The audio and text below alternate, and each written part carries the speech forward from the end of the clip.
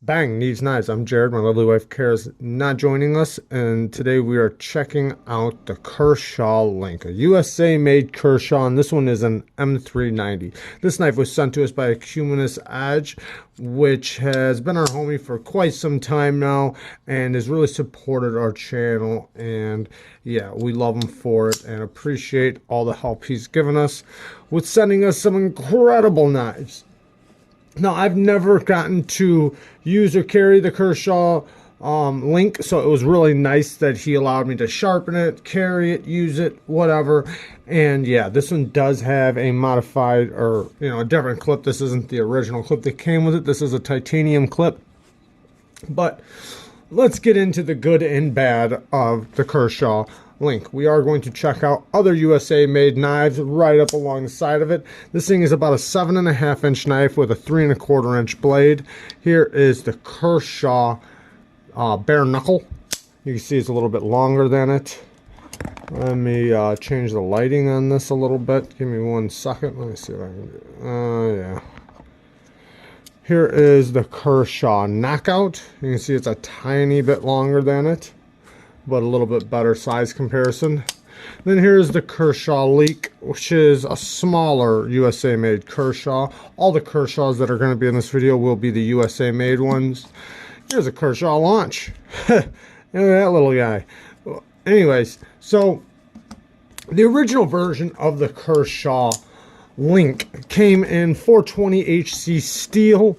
They did make a bunch of different versions of it, and M390 20CV, a bunch of different colors. So this thing's been around for quite some time, and a lot of people really like this knife. And so I've gotten to use it and sharpen it and really check it out, and I'm pretty impressed. I do like this knife. This knife is assisted, so if you don't like assisted knives, it might not be something for you, but it's a good assisted knife. It's very easy to manipulate one-handed, so it's not a problem with that.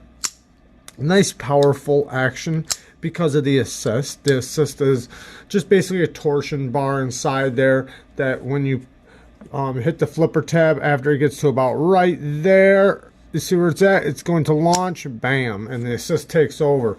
Then when you unlock it, you can go down to about right there before you feel tension. So the tension is all in this area. And then from here to here, you lose the tension and it shuts. So there you have it. Now, the lock bar is very easy to get to. I do like that too. This is a liner lock version. The clip is a titanium clip. This is not the clip that came with it, but it is what it is. It's just a different clip that the owner put on it. It has a T8 pivot with T6 hardware that goes into basically a Chicago screw style system. And let's compare this a little bit to some of the other Kershaws, and then I'll get more into the good and the bad of this thing. So the Kershaw Knockout, I've had this for a while and I've put this thing through a lot of use. I actually have a video out there of all these other Kershaws, so if you want to see the full-fledged video of these Kershaws, then go watch them. I actually did battle these two already, and so if you want to see that video, you can. I'll just say this one won in my opinion, but this one is assisted, this one's not. But for an assisted one, let's get to that really quick. For an assisted one, this one seems like it has a little bit more powerful of an assist, but this isn't a liner lock. This has the subframe lock. Now, this thing has been used and abused, and they also make this an M392, and same thing with the bare knuckle. But the Knockout right here, this one's 14C28N, just like the other one. It's a lot thinner profile than the Link, and so the ergos, comparing them, the Link is better in my opinion. I do like the ergos more on this one. This one's a little bit thinner, so if you do like the thinner profile knives, maybe this one might be more your style. But the reason why I like this one more also is because of the blade shape. This one has a lot of belly on it, and if you're like a person that likes a lot of belly, maybe this is your style. It is a little thinner behind the edge and does slice a little bit better than this knife. But because the tip points the way it does, I have to lift my arm all the way up to get to the tip. With this one, I don't have to do that. It's already there. So all my leverage is behind my arm when I use it. Bang, right there. This one, I have to point it up. So my leverage isn't going to be as strong using the tip. And also, when I'm doing push cuts, even though this thing might slice a little bit better because it's a little bit thinner blade stock, it not as comfortable in the hand. This one fills out the hand a little bit more because it's a little thicker, being the Link. And I don't know why, in everything I could find, it says that this is a hollow ground blade. This is not a hollow ground blade. Maybe they made flat grounds and hollows, and this was just a flat ground blade, but this is not a hollow. I checked it, and it's not a hollow. The blade shape is a little bit more comparable to the bare knuckle, so I do like this blade shape a lot more. This one is a lot thinner though, and this thing has served me well. I've used and abused this thing. The lockup has stayed right in the same spot that it started in. It's very thin in the pocket and just an all-around great knife. And this one's not assisted, so it's nice and smooth. The action is great. I don't know why this, I mean, I know why they use assisted. A lot of people do like assisted, so, but this thing is just an amazing knife, and this one also comes in 20 CV, so you can also get this in M390 or 20 CV. But going back to this one, yeah, I really like it. I like the action for an assisted knife. I like the blade shape. I love the ergos. For the things I don't like the hardware. I don't like that they use T6s. And even though this is a USA made knife, I'm sure the hardware, most of these parts were built in China and then just put together here. I don't like that this is a flat ground blade. I'd rather have the hollow if they make the hollows. This is about 20 thousandths behind the edge, so it's not super thick behind the edge or anything. I think it was a little over 20 thousandths. And then this one was around like 18 thousandths behind the edge. And you can see I did put the bevel back a lot more on this, so this one is a lot sharper than this one. But this isn't my knife, and even though I did get to sharpen it and use it, I didn't want to lay the edge back. The owner said I could do with what I want with it and put the edge I feel like is necessary on it. Okay, the edge of this thing did come out very well. I put a semi-polished edge because I wanted to keep a little bit of bite in it. Let me wipe it really quick.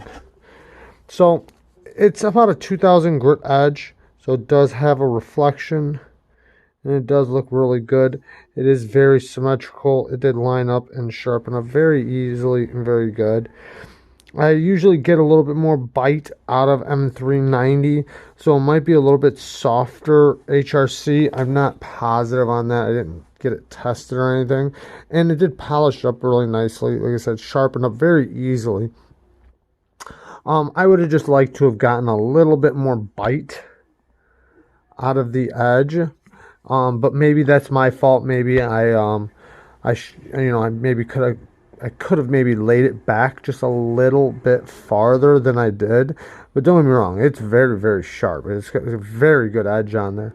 I just I didn't want to change the angle of what it was without being asked by the owner. So he said I could sharpen it, and I know he told me I could do whatever edge I wanted on it. But I still, I asked him what kind of edge he wanted. And since he didn't say, hey, man, give me a performance edge, give me a laid-back edge, or give me a mirror edge, or give me a toothy edge, I just figured I would put a good working edge on there, which is a good edge. It looks good. It's nice and shiny. And, yeah, it just looks good on the knife, and it'll perform very well. So that's the type of edge I put on this. I also want to show one part of the blade that I wasn't able to get. It's very hard to pick up, but it's right here on the tip. You can see the shade is a little bit different. That's from the belt that the factory used to sharpen. And it gouged a little bit deeper than the rest of it. And in order to hit it, I would have had to change my angle and took a little bit more steel than I needed to do the rest of the blade. And it's so small, and it's something that will come out with future sharpenings. Literally one more sharpening, it will come out. So I didn't think it required me to lay the edge back or do a whole nother edge just to get rid of that slight little part. It's so small of the old edge. The rest of it is gone, so that's the only little piece. So it wasn't that big of a deal. And you know, if a Cumanist wants me to redo the edge or wants me to lay it back or wants me to get rid of it, I have absolutely no problem doing that. But since I look at it, in my opinion, which would be different than his, but that it's just going to come out in the next sharpening. So you'll get some use out of this edge, and then when it sharpens again, it'll be gone. Now, I'm not going to have it, so that's the way I would do it. Now, if he wants me to get rid of it now, because he's not planning on resharpening it again, then I will absolutely do that. So, anyways.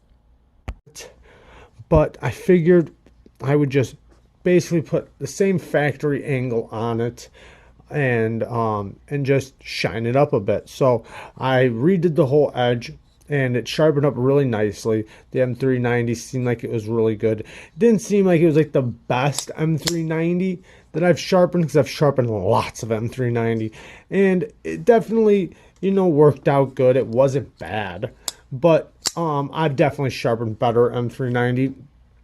Like I said, though, it wasn't bad, though. Sharpened up really good. Took a nice little polish to it. It's about 2000 grit finish. So it's got a nice polish, and it still has a little bit of teeth to it, a little bit of bite to it, but it's really sharp. It does go through the materials really good. This thing will shave hair still. And even after using it a little bit, I put it right on the strap, strapped right up, shaves hair, goes right through paper. I can draw S's in paper. And it's so comfortable when you use it, so it works really good, and I like that. This clip is a modified clip, so I do feel this right here, but I wouldn't if it was the other clip, but it's not that big of a deal. I do like that Kershaw's doing USA made knives. I didn't compare it to the Leek at all because it's just a completely different knife all around, but the Leek is an amazing knife, and they make a lot of different versions of this also. So if this is a little bit more your style, a nice Wharncliffe hollow ground blade, nice and thin and light duty in the pocket, this thing is really tough. I put this thing through hell.